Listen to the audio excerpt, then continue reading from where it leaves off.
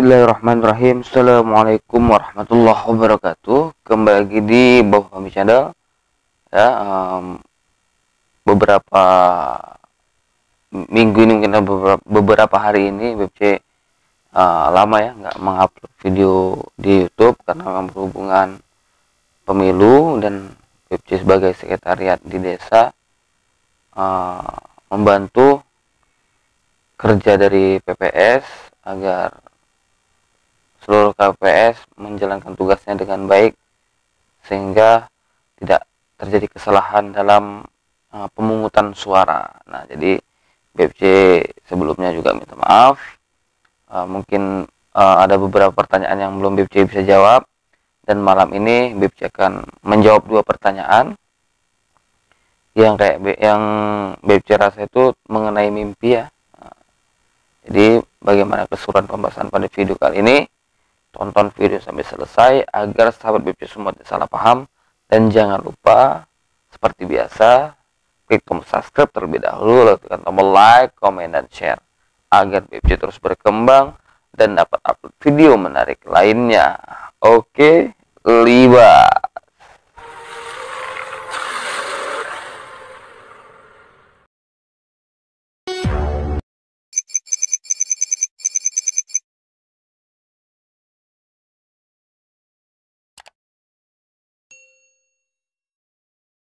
Alhamdulillah ya, pada kesempatan kali ini kita dalam keadaan sehat, selamat, dan mudah-mudahan ya pesta demokrasi kita berjalan dengan lancar dan dihindarkan dari segala macam keributan. Oke, siapapun pilihan Anda, siapapun calon presiden yang Anda pilih atau coblos, itu hak kita masing-masing. Berbeda pilihan tidak masalah, asalkan jangan menjadi perpecahan di dalam NKRI ini, karena apapun ceritanya, siapapun yang terpilih nanti harus kita dukung sebagai bangsa Indonesia, sebagai masyarakat Indonesia yang baik. Oke, jadi untuk sahabat BFC semuanya, beberapa hari yang lalu di sini, kalau di BFC ada yang 2 hari yang lalu, ada juga yang 2 minggu yang lalu yang masuk di kolom komentar BFC di YouTube. Nah, jadi mungkin BFC bacakan yang dari yang lama dulu ya. Nah, yang ini dari Dwi Lestari 1414. Oke. Ini dia menanyakan, "Maaf Bang, saya bermimpi ular di kepalanya ada batu, dan batu saya ambil terus ularnya masuk ke badan saya. Apa Bang artinya?" Nah, kalau dari komentarnya ini, penjelasannya ini, di sini BFC melihat ada sosok makhluk gaib ataupun ya khodam lah mungkin, yang ingin mendampingi dia, yang ingin ikut sama dia, dengan tanda batu itu ketika dia pegang miliki, maka khodam ular itu akan mendampingi mendampingi yang bermimpi ini. Siapa nih? Dwi Lestari ini. Nah, jadi batunya itu ada di kepala, itu biasanya itu menandakan tuh ratu ular biasanya. Pangkatnya tuh biasanya ratu. Kalau ada mustikanya itu biasanya kalau iya ratu, nggak salah saya, ratu ular. Dan memang biasanya setiap khodam atau makhluk gaib itu mempunyai pusaka atau keunikannya tersendiri. Kayak ular ya, mustika ularnya ada, lipan mustika lipan juga ada gitu. Nah, itu menjadi ciri khas mereka, dan setiap batu mustika itu mempunyai manfaat atau kegunaannya masing-masing. Tapi memang itu mustika itu ataupun benda bertuah yang ada pada khodam ataupun ada pada makhluk gaib yang berwujud ular ataupun lipan, itu menandakan bahwa mereka memiliki pangkat di golongan mereka gitu. Bisa itu raja ataupun ratu gitu.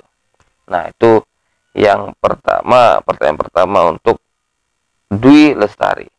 Lalu ini ada dari Endang Susi ZG8NB.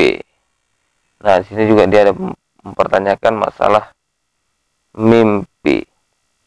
Saya akan bacakan ya. Assalamualaikum, Mbah. Saya 3 tahun yang lalu. Nih 3 tahun yang lalu nih kejadiannya nih. 3 tahun yang lalu saya mimpi memegang 2 keris warna biru matang. Mungkin warna biru itu warna biru matang ya gitu ya. Mungkin kayak biru tua ya. Nah, dan putih. Dan saya sekarang malam tadi baru aja saya bermimpi megang batu mustika putih. Mungkin ada berkaitan ya. Dia merasa ada kaitannya gitu dari pertama 3 tahun yang lalu mimpi keris warna biru dan putih. Sekarang malam tadi kejadiannya baru saja mimpi memegang batu mustika putih yang berkilau. Saya ambil dari sebuah gunung. Saya bermimpi itu. Apa artinya, Bah? Terima kasih. Wassalam, Bah. Ya. Oke. Nah, jadi kalau dari pertanyaan ini ya, Bibci lihat. Kalau secara sederhananya, ini adalah pusaka. Pusaka yang ada di alam gaib yang mungkin ditujukan kepada dirinya. Bisa ini dari leluhur, atau ini bisa dari mungkin khodam pendamping yang dulu sama leluhurnya, mungkin ya itu ada kaitannya dengan khodam leluhur juga gitu kan. Nah, sehingga mungkin ada kecocokan dengan dirinya, sehingga dia diberi mimpi petunjuk bahwasanya ini adalah salah satu pusaka yang kamu miliki di alam gaib misalnya, tapi belum ada di alam nyata. Nah, itu satu. Lalu yang kedua yang BC rasakan dalam mimpi ini, keris warna biru, keris warna putih. Jadi di sini BC melihat dari lambang keris, diri yang bermimpi ini akan nantinya mendapatkan suatu kewibawaan, bahasa itu pokoknya kewibawaan, disenangi banyak orang di lingkungannya. Terus energi yang biru ini seperti energi yang lebih mengayomi, lebih merangkul ke masyarakat, dan putih ini melambangkan ketulusan dari seorang yang bermimpi ini ya, ketulusan hatinya, sehingga dia mendapatkan kewibawaan, sehingga disenangi banyak orang di lingkungannya karena energinya yang lebih ke arah mengayomi teman-temannya atau masyarakat atau tetangga sekitar. Nah, itu yang BFC dapatkan. Jadi kewibawaan yang energi kewibawaan, kedikjayaan yang dia dapatkan itu dari keris itu kan, karena keris melambangkan suatu pamor gitu kan, pamor, warna biru lebih ke arah mengayomi, ketenangan, baru yang putih ini lebih ke arah saya lihat ketulusan, kebersihan gitu kan, ketulusan hatinya, sehingga secara kesimpulannya itu dia akan mendapatkan kejayaan di masa depan ataupun kemudian hari dengan cara ia berbuat baik kepada orang sekitar. Nah, kalau BFC rasakan seperti itu, ya lebih dan kurang mungkin ya nanti bisa dirasakan sendiri di alam nyata ataupun proses-proses yang akan terjadi di kehidupan Anda. Rasakan, resapi, tapi namanya kejayaan, namanya itu keberhasilan, tidak mudah untuk didapat, tetap ada namanya cobaan dan prosesnya. Bahkan tidak sering terjadi yang namanya kegagalan, karena semua orang pasti merasakan itu. Nah, kalau karena kegagalan ataupun proses yang mengarah mungkin ujian itu adalah untuk memperkuat mental diri seseorang.